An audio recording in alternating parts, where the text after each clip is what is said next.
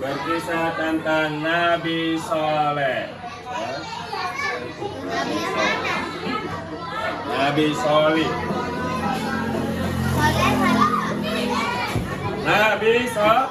Nabi Soleh ini adalah salah seorang nabi yang diutus oleh Allah Subhanahu wa taala kepada kaum Samud. Kaum Samud ini berada di daerah Hijr, di daerah Hijr sana. Jadi mereka ini adalah keturunan dari Nabi Nuh, Nabi Soleh ini keturunan dari Nabi Nuh. Yang semalam Bapak omongkan bahwasanya di antara 80 orang itulah yang menjadi bagian dari umat manusia. Jadi Nabi Soleh ini adalah salah seorang nabi dari keturunan Nabi Nuh yang diutus kepada kaum Samud. Di mana kaum Samud waktu itu adalah menyembah berhala. Dia tidak percaya akan adanya Allah Subhanahu wa taala. Oleh karena itu Allah Subhanahu wa taala tidak mau manusia ini terjerumus dalam lembah kesesatan. Oleh karena itu Allah mengutus Nabi Soleh kepada kaum Samud. Kepada kaum apa tadi? Samud. Lalu kaum Samud ngomong, "Hai Soleh, kamu ini adalah orang yang kami percaya, yang kami tuakan, yang kami mintai nasihat apabila kami dalam kesulitan. Tapi kenapa kamu berkata bahwasanya apa yang kita percaya ini tidak diterima oleh Allah Subhanahu wa taala? Ini salah." Lalu Nabi Soleh berkata, "Wahai saudara-saudaraku, kalau kamu tidak mau mengikuti apa yang aku sampaikan kepada kalian untuk menyembah Allah Subhanahu wa taala, maka aku juga tidak akan mengikuti ajaran kalian, ajaran nenek moyang kita. Karena siapa yang akan menolong aku apabila Allah Subhanahu wa taala marah kepadaku? Allah Subhanahu wa taala membenciku. Aku mengadu sama siapa?" Jadi Nabi Soleh alaihissalam tetap berusaha mengajak kaum Samud untuk menyembah Allah Subhanahu wa taala.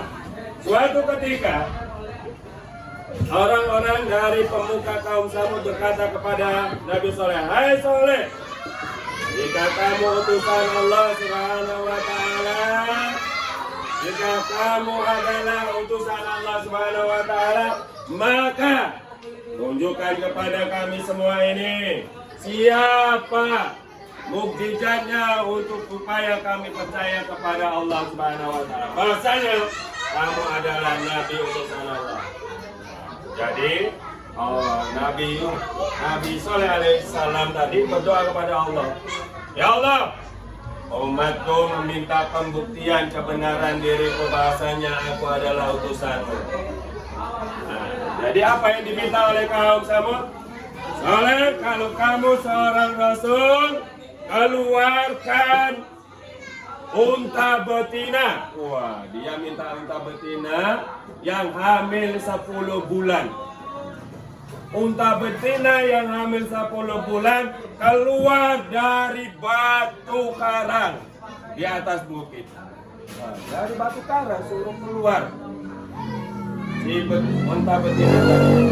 Tapi Nabi Soleh alaihissalam memohon kepada Allah Subhanahu wa taala, maka dengan izin Allah Subhanahu wa taala diajaklah kaum Samud tadi yang tidak percaya, dibelahlah batu karang tadi sehingga keluarlah unta besar betina, unta betina yang besar yang hamil yang ataupun mengandung 10 bulan. Jadi kata si Nabi Soleh, "Hai kaumku, ini adalah unta betina Allah. Unta betina Allah. Jangan kalian ganggu, jangan kalian usik. Biar dia makan apa saja yang ada di daerah Hijr ini. Biar dia minum, waktu dia minum, biarkan dia minum. Jangan kalian ganggu sedikit pun." Jadi Berkeliaranlah si unta tadi makan di padang rumput. Apa saja dimakan, tapi tidak ada yang mengganggu.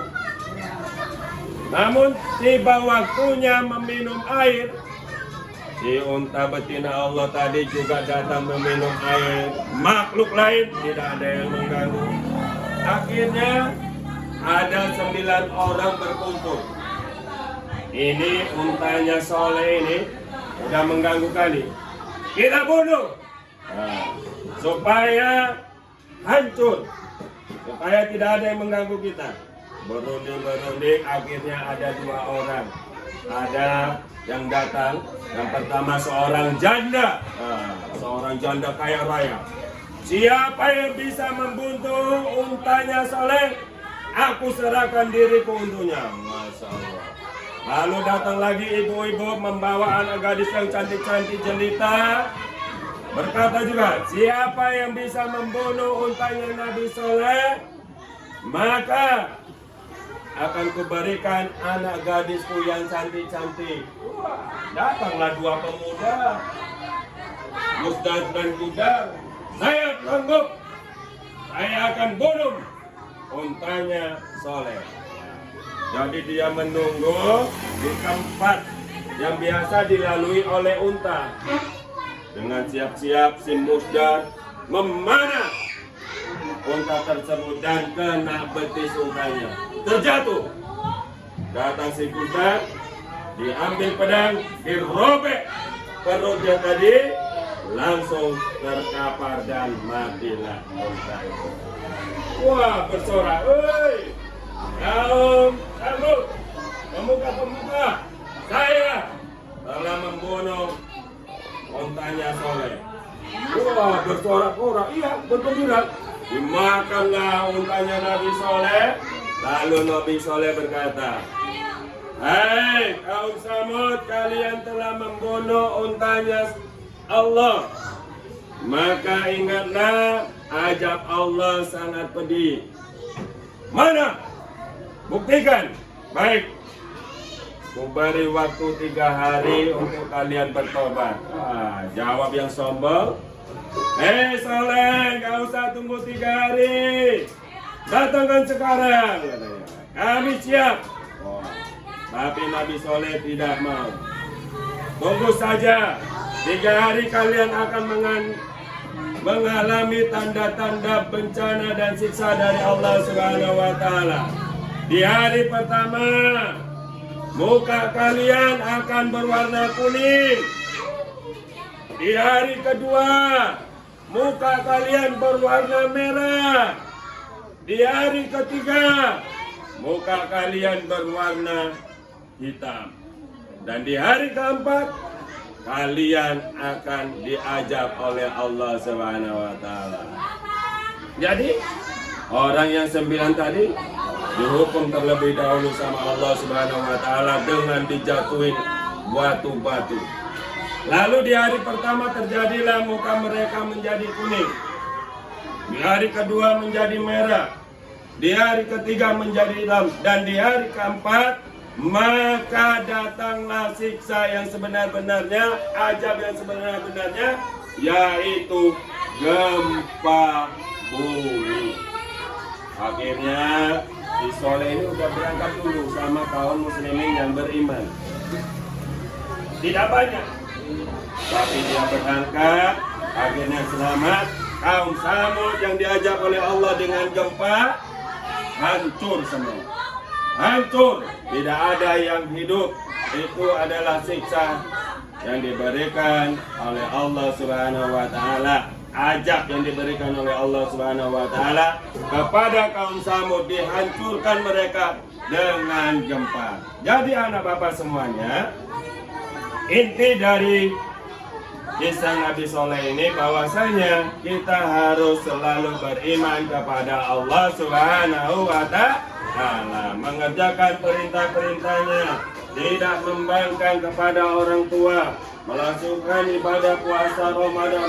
Itu adalah perintah Rasulullah Sallallahu Alaihi Wasallam. Jadi kita tidak boleh menyembah yang lain kecuali Allah Subhanahu wa Ta'ala. Jadi anak bapak semuanya, semoga kisah Nabi kita pada hari ini membawa kebarokan bagi kita semuanya, dan kita semakin giat untuk beribadah kepada Allah Subhanahu wa Ta'ala. Amin ya rabbal alamin. Bapak Ibu, assalamualaikum warahmatullahi wabarakatuh.